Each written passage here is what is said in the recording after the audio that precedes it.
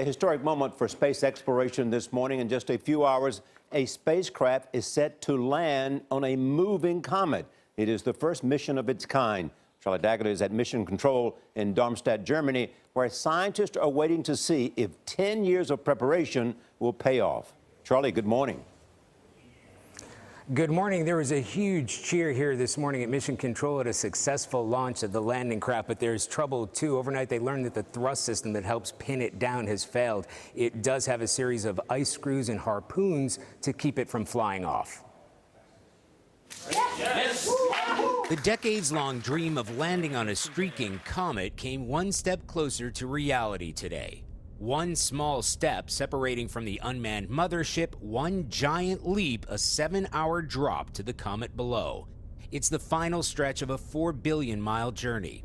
The European Space Agency has been chasing the comet since the launch of the Rosetta spacecraft in 2004.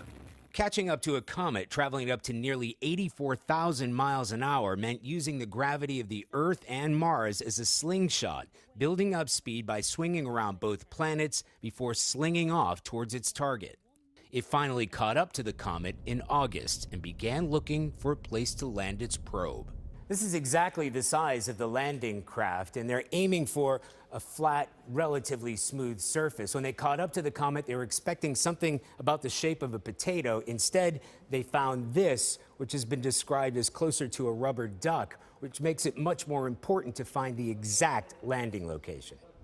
Scientists say if that landing craft was off by even half an inch at launch, it could veer several hundred yards off course and into an icy peak or crevice. Although it's the European Space Agency that's making history, NASA's Director of Planetary Science, Jim Green, says some of NASA's equipment is on board for the ride. It's not them versus us in planetary science. It really isn't. Is it not really? Isn't there a rivalry? It's not. There's no rivalry like that because we want to see their program succeed because when it does, we all gain from that. If successful, the probe will begin analyzing the stuff the comet's made of, shedding light on the formation of the solar system, the origin of water on Earth, maybe even life itself. And you can feel the tension here as all they can do is wait. There's no knowing whether that surface is going to be too hard or soft for the ice drills and harpoons to take hold. And because it's so far away, it's completely out of their control. Nora? All right, Charlie, thank you.